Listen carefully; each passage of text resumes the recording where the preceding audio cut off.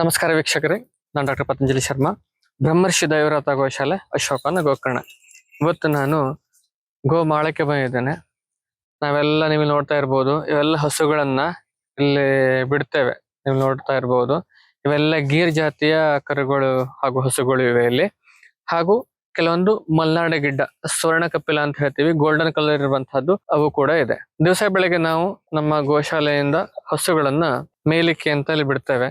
ಇಲ್ಲಿ ಅವು ಬೆಳಗಿನ ಸಂಜೆವರೆಗೆ ಓಡಾಡಿ ಸಂಜೆ ನಮ್ಮ ಬ್ರಹ್ಮರ್ಷಿ ದೈವರಥ ಗೋಶಾಲೆಗೆ ವಾಪಸ್ ಬರ್ತವೆ. ಇವತ್ತು ನಾನು ನಿಮ್ಗೆ ಗೋವಿನ ಬಗ್ಗೆ ಕೆಲವೊಂದು ಮಾಹಿತಿಯನ್ನ ಕೊಡ್ತೇನೆ, ಹಾಗೂ ಅದರ ಮುಂದುವರಿದ ಭಾಗವನ್ನ ನಿಮ್ಗೆ ಮುಂದಿನ ವಿಡಿಯೋದಲ್ಲಿ ಹೇಳ್ತಾ ಬರ್ತೇನೆ. ಪ್ರಥಮವಾಗಿ ನಾವು ಗೋಮಾತಾ ಅಂತ ಹೇಳ್ತೀವಿ. ಇಲ್ಲಿ ಗೋಮಾತಾ ಹೇಳುವಂತಹದ್ದು ಗೌ ಹೇಳುವಂತಹ ಒಂದು ಸಂಸ್ಕೃತ ಶಬ್ದದಿಂದ ಆಗಿರುವಂತಹದ್ದು. ಗೌ ಅಂತ ಅಂದ್ರೆ ದಟ್ ವಿಚ್ ಮೂವ್ಸ್ ಅಂತ ಅಂದ್ರೆ ಚಲನೆಯಲ್ಲಿ ಇರುವಂತಹದ್ದು, ಚರಂತಿ ಇದೆ, ಚಲಿಸ್ತಾ ಇರುವಂತಹದ್ದು ಅಂತ ಅರ್ಥ. ಹೀಗೆ ಗೋಗಳು ಅವು ಚಲಿಸ್ತಾ ಇರಬೇಕು, ಓಡಾಡ್ತಾ ಇರಬೇಕು, ಆವಾಗಷ್ಟೇ ಅವ್ರ ದೇಹದಲ್ಲಿ ಆ ಒಂದು ಶಕ್ತಿ ತುಂಬಿಕೊಳ್ಳುವಂತಹದ್ದು.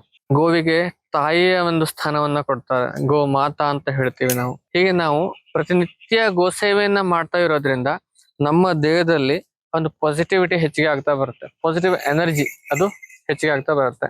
ಹಳೆ ಕಾಲದಲ್ಲಿ ಪ್ರತಿಯೊಬ್ಬರ ಮನೆಯಲ್ಲೂ ಕೂಡ ಗೋ ಹೇಳುವಂತಹದ್ದು ಇರ್ತಿತ್ತು. ಪ್ರತಿಯೊಬ್ಬರು ಕೂಡ ಗೋ ಸಾಕಾಣಿಕೆಯನ್ನ ಮಾಡ್ತಿದ್ರು, ಗೋ ಸೇವೆಯನ್ನ ಮಾಡ್ತಿದ್ರು. ಮನೆಯಲ್ಲಿ ಅಂಗಳ ಸಾರಿಸ್ಲಿಕ್ಕೆ, ಬೆಂಕಿ ಹಾಕ್ಲಿಕ್ಕೆ ಬೆರಣೆಯನ್ನ ಮಾಡ್ಕೊಂಡು ಪಂಚಗವ್ಯ ಸೇವನೆ, ಗೋಮಯ, ಗೋದದಿ, ಗೋಘೃತ, ಗೋಕ್ಷೀರ ಇವುಗಳನ್ನೆಲ್ಲ ಉಪಯೋಗಿಸ್ಕೊಂಡು ಪಂಚಗವ್ಯವನ್ನ ಮಾಡ್ತಿದ್ರು. ಆದ್ರೆ ಇತ್ತೀಚಿನ ದಿನಗಳಲ್ಲಿ ಇವೆಲ್ಲವೂ ಕೂಡ ದೂರ ಆಗ್ತಾ ಉಂಟು. ಯಾಕಂತಂದ್ರೆ ದೂರವಾಗ್ಲಿಕ್ಕೆ ಮುಖ್ಯ ಕಾರಣ ಏನು ಅಂತಂದ್ರೆ ಆಕಳನ್ನ ಸಾಕ್ಲಿಕ್ಕೆ ಯಾರು ಮುಂದೆ ಬರ್ತಾ ಇರುವಂತದ್ದೇ ಮುಖ್ಯ ಕಾರಣ ಆಗ್ತಾ ಉಂಟು. ಅದಕ್ಕಾಗಿ ನಾವು ಪ್ರತಿಯೊಬ್ಬರು ಕೂಡ ಗೋ ಸೇವೆಯನ್ನ ಮಾಡ್ಬೇಕು. ಹೀಗೆ ಗೋ ಸೇವೆಯನ್ನ ಮಾಡಿದಾಗಷ್ಟೇ ನಮ್ಮ ದೇಹದಲ್ಲಿ ಒಂದು ಪಾಸಿಟಿವಿಟಿ ಹೆಚ್ಚಿಗೆ ಆಗ್ಲಿಕ್ಕೆ ಸಾಧ್ಯ ಉಂಟು. ಇವತ್ತು ನಮ್ಮ ಬ್ರಹ್ಮರ್ಷಿ ದೈವರಥ ಗೋಶಾಲೆಯಲ್ಲಿ ಸುಮಾರು 150ಕ್ಕಿಂತ ಹೆಚ್ಚಿಗೆ ದೇಸಿ ಹಸುಗಳಿವೆ. ಎಲ್ಲವೂ ಕೂಡ ಹೀಗೆ ಇಲ್ಲಿ ಓಡಾಡ್ತಾ ಇರ್ತವೆ. ನೀವು ನೋಡ್ಬೋದು, ಇಲ್ಲಿ ಸಿಂಧಿ ಇದೆ, ಗಿರ್ ಇದೆ, ಮಲೆನಾಡು ಗಿಡ್ಡ ಇದೆ, ಹೀಗೆ ಬೇರೆ ಬೇರೆ ಜಾತಿ ಹಸುಗಳನ್ನ, ಎಲ್ಲದೂ ಕೂಡ ದೇಸಿ ಹಸುಗಳು. A1 ಹಾಗೂ A2 ಕೌಸ್ ಅಂತ ಹೇಳ್ತೀವಿ. ನಮ್ಮ ದೇಸಿ ಹಸುಗಳಿಗೆ A2 ಕೌಸ್ ಅಂತ ಹೇಳ್ತೇವೆ. ಈ ಒಂದು A2 ಕೌಸ್ ನಲ್ಲಿ ಅವರ ಹಾಲಿರ್ಬೋದು ಅಥವಾ ತುಪ್ಪ ಇರ್ಬೋದು, ಬೆಣ್ಣೆ ಇರ್ಬೋದು, ಮಜ್ಜಿಗೆ, ಪ್ರತಿ ಒಂದರಲ್ಲೂ ಕೂಡ ಔಷಧಿ ಗುಣಗಳು ಹೇರಳವಾಗಿ ತುಂಬಿಕೊಂಡಿರ್ತದೆ. ಮತ್ತೆ ಇವಕ್ಕೆಲ್ಲ ನೀವು ನೋಡ್ಬೋದು, ಈ ಒಂದು ಭುಜದ ಮೇಲೆ ಹಂಪ್ ಟೈಪ್ ಇರುತ್ತೆ ನೋಡಿ. ಇದು ಈಗ ಬುಲ್ಲಿಗಿದೆ, ಬುಲ್ಲಿಗಷ್ಟೇ ಅಲ್ಲದೆ ಇವೆಲ್ಲ ಹಸುಗಳಿಗೂ ಕೂಡ, ಇವೆಲ್ಲ ಹಸುಗಳು ಇವಕ್ಕೂ ಕೂಡ ಇದೆ. ಬುಲ್ಲಿಗಂತೂ ಸಾಮಾನ್ಯವಾಗಿರುತ್ತೆ, ಬುಲ್ಲಿ ಬಿಟ್ಟು ಬೇರೆದಕ್ಕೂ ಕೂಡ ಇರುತ್ತೆ. ಮತ್ತೆ ಇವಕ್ಕೆ ದೇಸಿ ಹಸುಗಳಿಗೆ ಅಟ್ಯಾಚ್ಮೆಂಟ್ ಹೇಳೋದು ತುಂಬಾ ಸಿಕ್ಕಾಪಟ್ಟೆ ಅಟ್ಯಾಚ್ಮೆಂಟ್ ಇರುತ್ತೆ ಅವಕ್ಕೆ. ಮತ್ತೆ ನಾವು ದೇಸಿ ಹಸು ಅಷ್ಟೇ ಇದನ್ನ ನೋಡ್ಲಿಕ್ಕೆ ಸಾಧ್ಯ ಉಂಟು, ಇದು ಬಿಟ್ಟು ಬೇರೆ ಹಸುಗಳಲ್ಲಿ ಸಿಗೋದಿಲ್ಲ. ಅಂದ್ರೆ ಒಬ್ಬರನ್ನ ಮುದ್ದು ಮಾಡ್ಕೊಂಡ್ರೆ ಮತ್ತೊಬ್ಬರನ್ನು ಮುದ್ದು ಮಾಡ್ಕೋಬೇಕು, ಇಲ್ಲ ಅಂತಂದ್ರೆ ಒಳಗಡೆ ಸ್ಟಾರ್ಟ್ ಆಗತ್ತೆ. ಇವೆಲ್ಲ ಹಸುಗಳನ್ನ ನೋಡಿ, ಅವರ ಒಂದು ಹಿಣಿ ಎಷ್ಟು ದೊಡ್ಡ ಇದೆ ನೋಡಿ. ಇದು ಗೀರ್ ಜಾತಿ ಸಂಬಂಧಪಟ್ಟಿರುವಂತ ಕಾಬರಿ ಅಂತ ಹೇಳ್ತೇವೆ. ಅಂದ್ರೆ ವೈಟ್ ಹಾಗೂ ಸ್ವಲ್ಪ ಈ ಒಂದು ಕೆಂಪು ಕಲರ್ ಮಿಕ್ಸ್ ಇರುವಂತಹದ್ದು. ಅಂದ್ರೆ ಈ ಒಂದು ಅಟ್ಯಾಚ್ಮೆಂಟ್, ಈ ಒಂದು ಬಾಂಧವ್ಯ ನಮ್ಮ ದೇಸಿ ಹಸುಗಳಲ್ಲಿ ಇರುತ್ತೆ ಹೊರತು ಅದೇ A1 ಕೌಸಲ್ಲಿ ಇರಲ್ಲ. ಎಕ್ಸಾಂಪಲ್ ಈಗ ಜರ್ಸಿ ಇರ್ಬೋದು, ಹಾಲಿಸ್ಟೈನ್ ಇರ್ಬೋದು, ರೆಡ್ಡಿನ್ ಇರ್ಬೋದು, ಇವುಗಳೆಲ್ಲ ಇರೋದಿಲ್ಲ. ಇದನ್ನ ನಾವು ನಮ್ಮ ದೇಸಿ ಹಸುಗಳಲ್ಲಷ್ಟೇ ನೋಡ್ಲಿಕ್ಕೆ ಸಾಧ್ಯ ಉಂಟು. ಸಿಕ್ಕಾಪಟ್ಟೆ ಅಟ್ಯಾಚ್ಮೆಂಟ್, ನಮ್ಮನ್ನ ಪ್ರೀತಿ ಮಾಡ್ಕೊಳ್ತವೆ, ನಮ್ಮನ್ನ ಕರಿತವೆ, ನಮ್ ಜೊತೆ ಬರ್ತವೆ, ಅತ್ಯಂತ ಒಂದು ಅಟ್ಯಾಚ್ಮೆಂಟ್ ಇರುತ್ತೆ. ಇಂಥ ಒಂದು ಅಟ್ಯಾಚ್ಮೆಂಟ್ ಇರೋದ್ರಿಂದ ಎಷ್ಟೋ ನಮ್ಮ ಸಮಸ್ಯೆಗಳನ್ನ ವಾಸಿ ಮಾಡ್ಲಿಕ್ಕೆ ಗೋಮಾತೆಯರು ಹೆಲ್ಪ್ ಮಾಡ್ತಾರೆ.